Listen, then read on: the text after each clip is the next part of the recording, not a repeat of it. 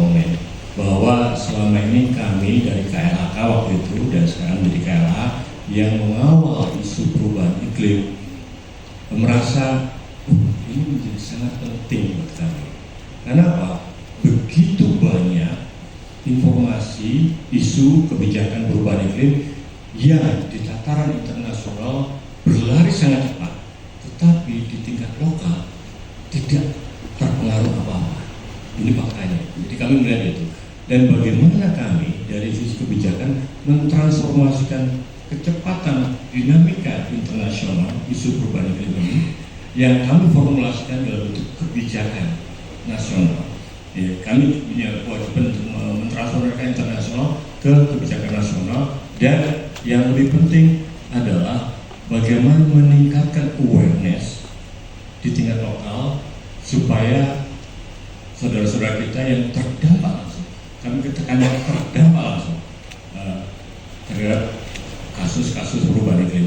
Sebagai contoh, kami juga mencatat beberapa data dari BNPB bahwa lebih dari 50 desa di rural atau di pinggir pantai di laut itu hampir tenggelam. Ini salah satu dampak yang pasti nyata. Kemudian banyak sekali bencana hidrometeorologi yang trennya semakin besar. Publik, masyarakat di tengah dampak tidak bisa berbuat apa-apa. Mereka hanya give up. Kami harus bagaimana? Terus kami mengevaluasi secara policy, apakah policy kami cukup efektif atau tidak? Ini challenging banget. Jadi ada tim yang kami baru bentuk di Kementerian Lingkungan Hidup, tetapi kami perlu akselerasi secepat-cepatnya untuk ini. Jadi itu situasi yang ada. Kemudian komitmen Indonesia kembali lagi semakin kuat di internasional dengan beberapa komitmen yang sudah kita submit ke UNFCCC, tetapi itu tidak bisa kita serta-merta angkat kalau kita tidak bisa mengangkat awareness atau masyarakat di tingkat apa. Ini berat sekali.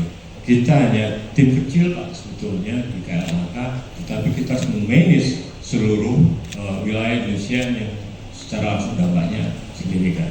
Itu yang kedua. Yang ketiga, sejak tahun 2016 setelah Indonesia meratifikasi Paris Agreement, itu semakin kuat lagi untuk kebijakannya.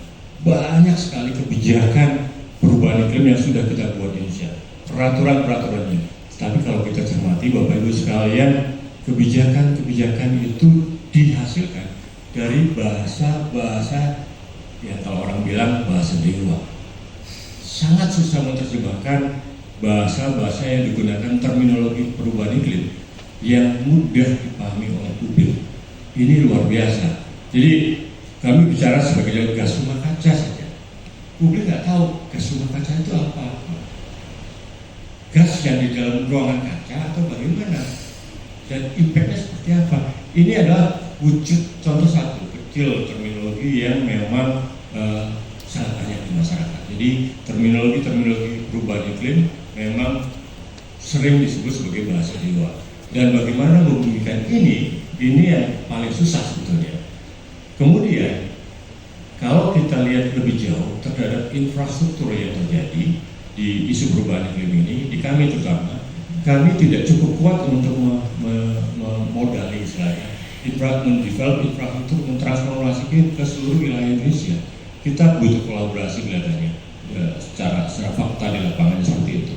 Terlebih pada saat ini kita menghadapi isu-isu yang lebih signifikan lagi, menarik publik. Kalau saya katakan menarik publik karena ada nilai value yang muncul sedemikian rupa dan sedemikian cepat 4-5 tahun terakhir ini. Sebagai contoh isu yang mungkin kita teman-teman semuanya di sini paling tahu lah, perdagangan karbon. Itu hanya sebetulnya isu kecil sekali. Tetapi bagaimana memahami perdagangan karbon itu juga tidak mudah.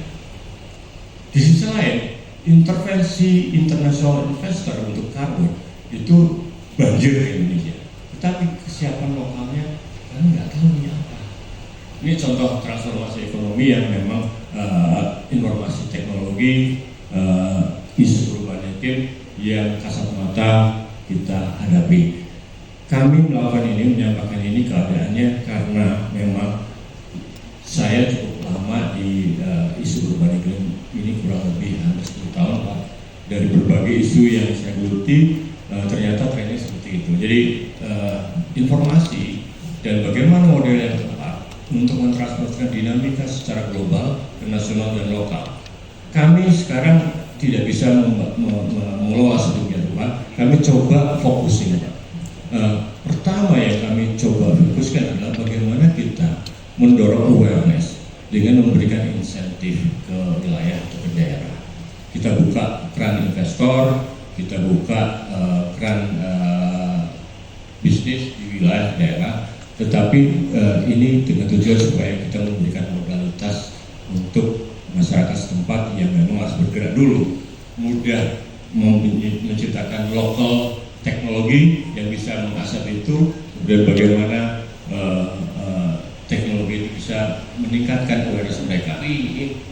Jadi tidak ada lagi bahwa masyarakat di tingkat tanah yang langsung mendapatkan dampak kasus perubahan iklim itu mereka tidak aware. Ini challenge yang sama. Jadi faktanya adalah dari isu pengambilan dan kebijakan perubahan iklim ini gapnya masih terlalu besar.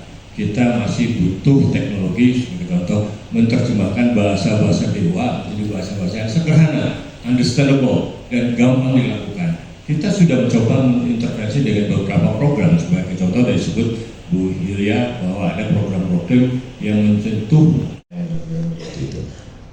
gini, untuk geyser cases atau kasus pencairan geyser itu tidak bisa dilihat localized kayak di puncak Jaya saja, karena fenomena pencairan es itu juga terjadi di kutub selatan, kutub utara dan segala macam. Salah satu penyebab yang signifikan adalah naiknya konsentrasi gas CO2 di atmosfer, sehingga konsekuensi dari naiknya CO2 concentration di atmosfer, datanya mungkin ada tapi saya nggak mencatat sekarang ya, bisa di track di website, di informasi manapun, terutama di pusat riset polusi udara di Maui itu ya, itu ada data-data detailnya, bahkan tren pencariannya seperti apa, termasuk di Puncak Jaya dan di kutub utara, selatan dan selatan. Itulah begitu konsentrasi CO2 di atmosfer meningkat sekian ppm saja, itu akan berkonsekuensi menaikkan temperatur suhu bumi, karena kita bicaranya adalah interconnected konsentrasi dari CO2 global. Kalau di kami biasanya bicara tentang one global carbon budget. Jadi dimanapun emisi gede, di sini harus ada balancing. Kalau itu tidak bisa dibalancing, konsentrasi CO2 naik, temperatur pasti akan naik. Indonesia mencatat seperti itu, dan oleh karena itu global menjadi tantangannya Pak.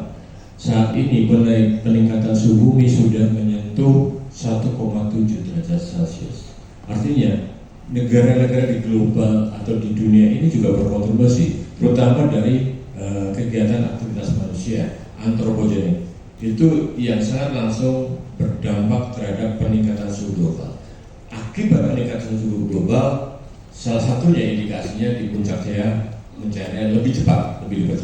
Jadi pemerintah saat ini tentu saja harus lebih kuat lagi mendorong bagaimana seluruh stakeholder berkontribusi untuk mereduksi emisi gas rumah kaca. Banyak aksi mitigasi yang harus kita lakukan untuk ke sana. Sebagai contoh, satu yang mungkin relevansi dengan pertanyaan yang ketiga, masalah kehutanan, mestinya lebih banyak lagi, lebih masif lagi kita menanam pohon contohnya, itu praktikal ya. Dan engagement dari stakeholder untuk penanaman pohon atau rehabilitasi lahan dan hutan dan segala macam itu akan bisa mengendalikan sedikit, walaupun tidak signifikan, tapi ada kontribusinya untuk menjaga dengan mempercepat sekuestrasi CO2 di dalam biomasa.